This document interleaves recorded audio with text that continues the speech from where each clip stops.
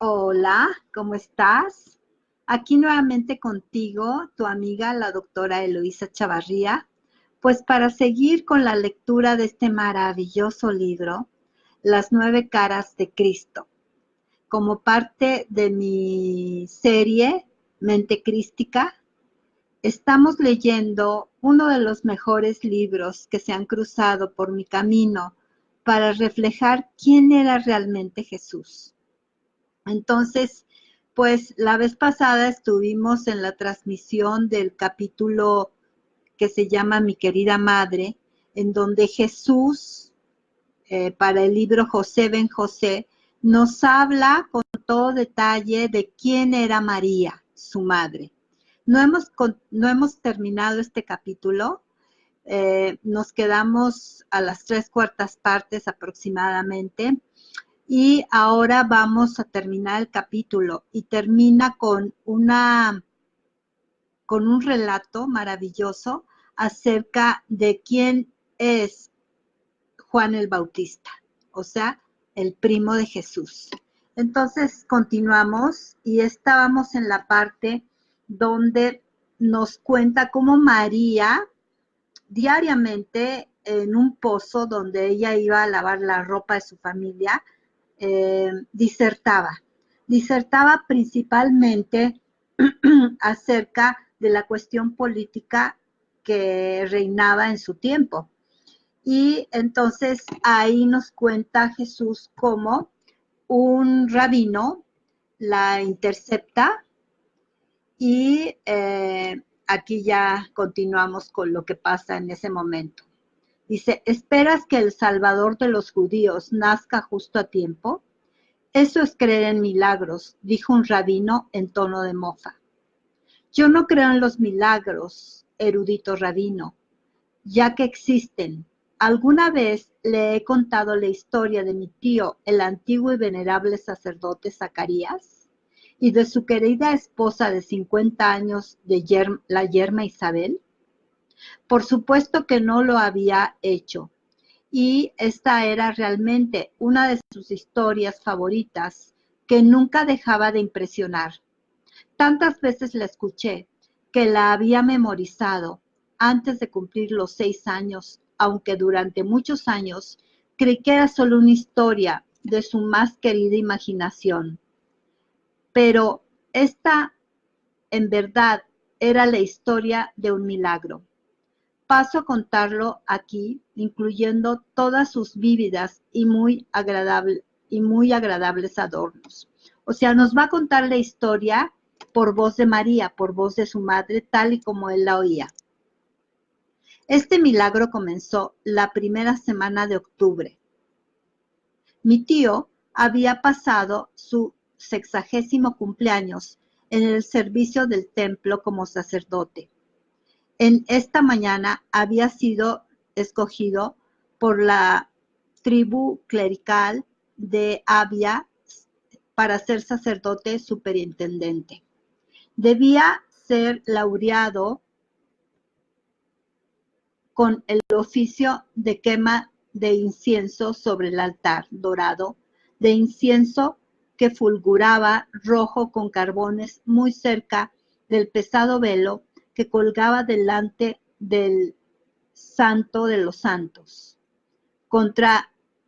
Como él era un sacerdote y no de los levitas, había venido de su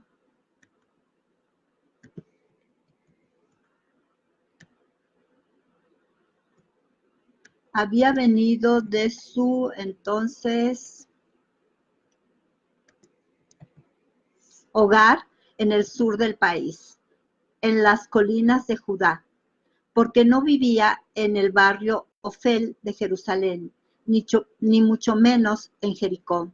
Y todos los que lo conocíamos estábamos orgullosos, pues su bondad y amor estaban en las mentes y los corazones de todos.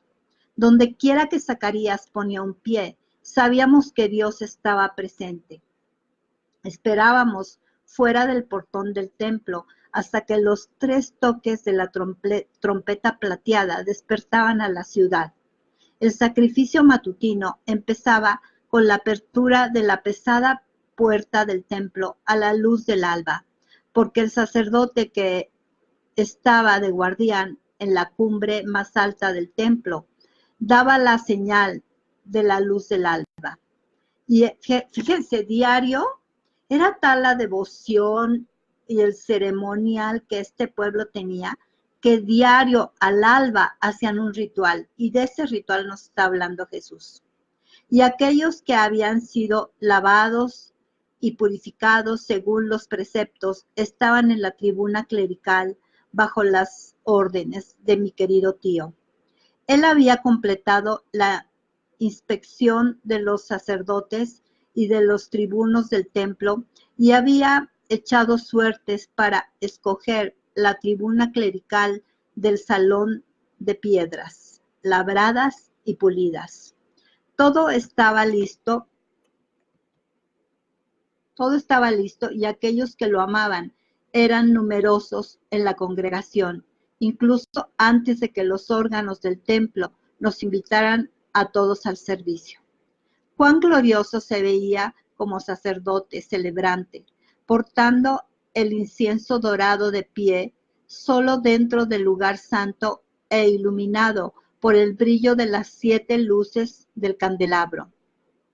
Cuán espléndidos en verdad eran las túnicas de su oficio. Y a la izquierda del altar estaba la mesa del pan de la proposición. A su izquierda, es decir, al lado derecho o sur del altar, brillaba con belleza el candelabro dorado. Cuán sereno y seguro se veía mientras, de pie, esperaba la señal especial para esparcir el incienso sobre el altar. Los sacerdotes de la tribuna y la gente se habían retirado con reverencia y estaban postrados frente al altar del Señor, ofreciendo su silenciosa adoración. Zacarías vio el incienso encendido y estaba a punto de postrarse para rendir culto, y luego se retiró. Pero se detuvo, y sus ojos estaban fijos sobre el lado derecho o sur del altar, y entre este y el candelabro dorado. De repente se detuvo y se quedó de pie, agachado, a medias, pero totalmente paralizado por lo que vio. Era obvio que estaba perturbado en su mente y que le sobrevino un gran temor reverente. De pie, así permaneció inmóvil mientras se ofrecían las oraciones de la gente a nuestra mirada estaba fija sobre la quieta figura del amado Zacarías.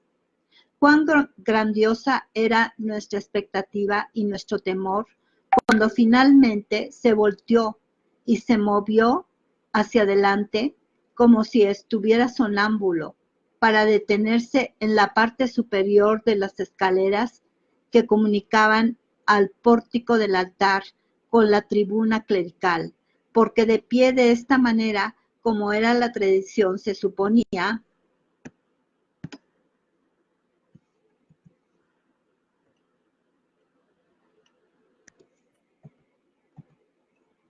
que debía dirigir la bendición sacerdotal que se entregó a Moisés de esta forma: que el Señor te bendiga y te preserve, que el Señor haga brillar su rostro sobre ti y sea bondadoso contigo, que el Señor alce sus ojos a ti y te dé paz. Pero esta bendición que se ofrecía diariamente en el templo antes de la ofrenda de comida, no la pudo pronunciar. Aunque forzaba el cuello, forzaba la vista y su quijada funcionaban, tampoco pudo dirigir el canto de los salmos de alabanza. Así que no hubo palabras que acompañaran el gozoso sonido de la música mientras la ofrenda de vino se vaciaba. Todos los sacerdotes y luego la gente se dieron cuenta de que se le había mostrado un maravilloso poder en el santuario. Por medio de señas, trató de mostrar que no podía hablar, y no pudo hablar hasta 9 meses después. porque había visto la figura impresionante de un ángel bellísimo que solo habló a sus oídos y era visible solamente a sus ojos. Y el ángel le había dicho a mi tío: Zacarías, no temas delante de mí, pero sabe que la yerma esposa de tu juventud, aunque está ahora bien avanzada en años, concebirá y dará a luz un hijo. Y cuando a ella le llegue su hora, lo llamarás Jehohanán, es decir, el Señor es benévolo. Jehohanán es el nombre hebreo de Juan el Bautista. Grandioso será el goce y la alegría, porque él se llenará del poder de Dios, aún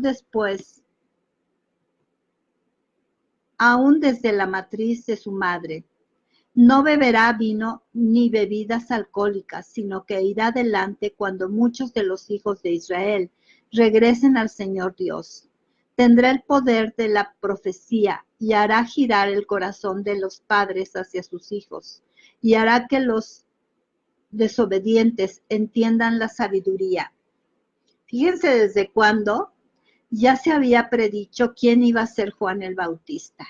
Este predicador tan fuerte, tan aguerrido, que enfrentó a Herodes, al heredero de Herodes el Grande, a Herodes Chico, lo enfrentó porque Herodes mató a su hermano para quedarse con la esposa del hermano. Entonces Juan, delante de todo el cuerpo, lo regañaba y le decía que eso que estaba haciendo no era correcto a los ojos de Dios. Ese era Juan el Bautista. Y aquí nos están narrando cómo fue anunciado a sus padres. Zacarías era su padre y era un gran sacerdote, y el ángel se le presentó para anunciarle quién iba a ser Juan. Pero el tío Zacarías estaba aprensivo y pidió pruebas de que este milagro en verdad procedía de Dios. Yo soy Gabriel, dijo el ángel, soy un enviado desde la presencia de Dios para hablarte y traerte buenas noticias. Y la señal de mi justicia será esta: no podrás hablar desde este momento hasta el día en que todas estas cosas se cumplan, y sabrás que todo esto procede de Dios. Y cuando la tía Isabel dio a luz su hijo, sus amigas hubieran querido llamarlo Zacarías, como el padre, pero ella no quiso ponerle ese nombre. Cuando le preguntaron al tío Zacarías qué nombre había escogido, tomó una pizarra y escribió el nombre que el ángel le había dado, y la mudez desapareció de sus labios. Sus primeras palabras fueron: en verdad el nombre será Jehohanan, es decir, Juan. Y pues Juan iba a ser el primo, o fue el primo de Jesús. Y aquí en este libro nos van a hablar con lujo de detalle del papel tan importante que Juan desempeña en todo el ministerio de Jesús. Es apasionante la relación que Jesús y Juan tuvieron. Y dice: he ahí el poder de Dios y de los milagros que puede ejecutar y que ha entregado para salvar a nuestra nación y a los judíos. Pero un milagro aún mayor se presentó en el 6º mes de embarazo de mi tía, un milagro que se contará a su debido tiempo. Siempre cuando llegaba a este punto, los ojos de mi madre estaban sobre mí como si hablara de algo escondido que yo debería comprender. Desde muy niño se me inculcó la expectativa de algo maravilloso que ella narraría en un futuro. A menudo me decía, cuando yo le solicitaba que contara el gran milagro: espera un tiempo con paciencia, porque la historia es para adultos y no para niños. Así era mi bella madre, fuerte, sabia, astuta, y no obstante tan cariñosa como debería ser la sacerdotisa de un templo, porque tan pronto como una mujer se enfermaba o entraba en parto, aparecía allí mi madre para mitigar el dolor con sus fuertes manos y su aguda mente. De modo que a través de los años, la totalidad de Nazaret, como se llegó a llamar a nuestra aldea, adoraba, respetaba, amaba y admiraba a mi madre. Y lo que ella decía se creía, lo que sugería se hacía, pues ella era un poder y un tesoro de los que rara vez caminan sobre la luz de la tierra. Aquí cuando está narrando que María se presentaba en los partos, hay un enlace aquí al libro que también ya te he comentado, que es La vida de Ana, la abuela de Jesús. Ana era partera también, y era no cualquier partera, era, wow, una partera que era una maga, porque Ana tenía una sabiduría impresionante, impresionante. Verdaderamente era una partera que sabía magia y hacía que las mujeres dieran a luz y tuvieran una experiencia del parto casi sublime. Lo hacía a través de cantos, de mantras, de pases mágicos.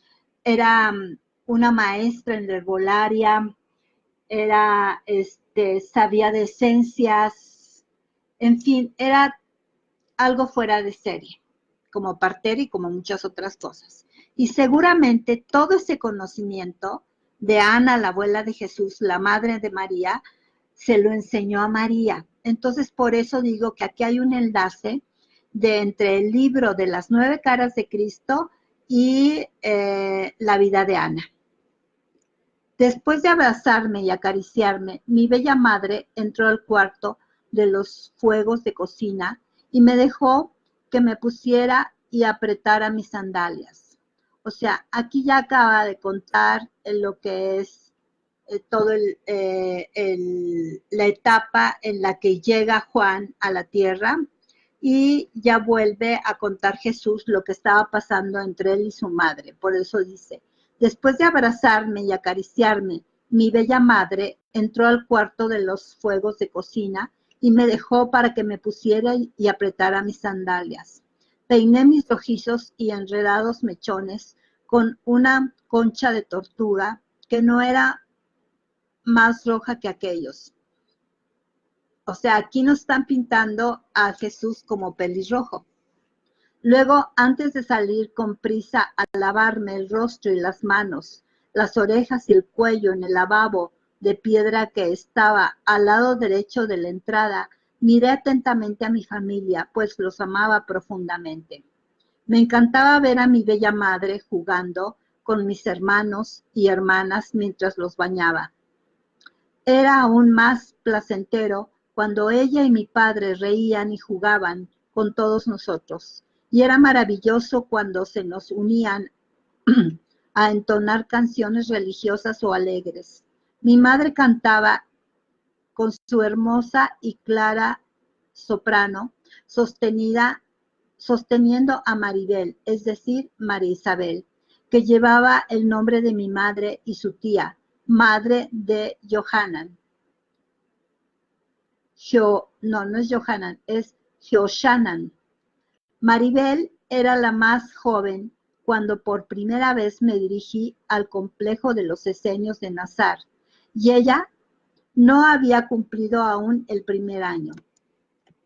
Mi padre mecía sobre su pecho a Jojo, o sea, José, que era un año mayor que Maribel, y hacía brincar a Jim Jim, como le decíamos a Santiago, sobre sus delgaduchas rodillas. Pero yo era un niño mayor que Jim Jim, un año mayor que Jim Jim, y ya totalmente independiente, los amaba a todos con una intensidad y una pasión que me producían dolor en mi pequeño pecho.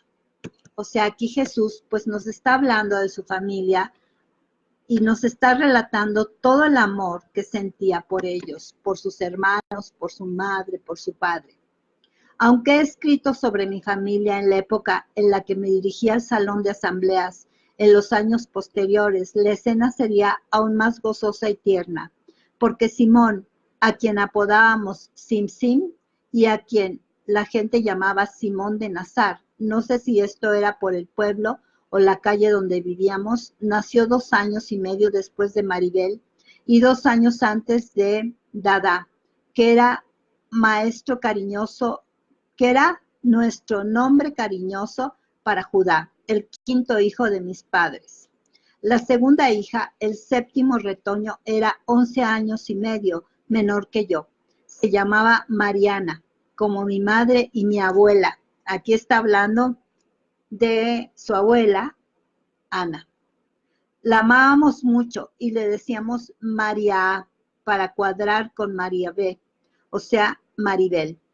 Mi hermana menor, que nació cuando yo tenía 17 y estaba en Britania, se llamaba María Jo, o a veces simplemente Elena, pues su nombre era María Josefina. No dijo Elena. O a veces simplemente Eana, pues su nombre era María Josefina, como mi madre y mi padre. Esa mañana fui de puntillas a la camilla de cuero duro, sobre la cual había un colchón de hierba y donde Jim dormía profundamente. Toqué su cabello rubio y me sorprendió ver que sus ojos azules penetrantes no se abrían en su sonriente rostro. Pero él siguió durmiendo y yo caminé a la cuna mecedora labrada a mano que albergaba a Jojo, y hacía con su cabeza echada contra la tablilla superior y su trasero levantado encima de la sobrecama, reclinado contra un lado de la cuna. Y me sonreí porque de ese modo podía dormir sobre su cuello y rodillas. No obstante, dormía plácidamente. Lo toqué con ternura y en voz baja le expresé mi amor por él y por toda esta casa, porque sabía que viajaría hacia un mundo de hombres con una misión y dejaría atrás mis horas de alegre niñez y juegos sin objetivo. Bueno, pues aquí termina este capítulo en el que nos damos cuenta que Jesús pues era un humano, totalmente humano, con una familia típica, amorosísimo con su familia, que tenía una madre excepcional en inteligencia, en poder verbal, y un padre también fuera de serie. Estos 2 capítulos nos hablan de ellos. Y podemos ver ahí que Jesús, te digo, era un humano, con una familia excepcional, sobre todo por su padre, y en segundo término por su madre. Entonces, pues aquí ya tenemos la semblanza de quién era Jesús, qué maravilloso ser humano era, cuáles eran sus raíces, que eran sus padres y quién era su familia. Muy interesante, ¿no te parece? Bueno, pues estamos en la transmisión del libro de las 9 caras de Cristo y muy frecuentemente estoy haciendo estas transmisiones como parte de la serie de Mente Crística, porque aquí vemos cómo se gesta una mente crística. Así que, pues, hasta aquí este video y te pido por favor que lo compartas con el mayor número de gente posible. Creo yo que es un mensaje precioso y no te olvides de activar en la sección de noticias la parte que dice ver primero para recibir todas mis notificaciones y no olvides, te repito, compartir en tu muro estas transmisiones que van a enriquecer a mucha gente. Por mi parte es todo. Chao.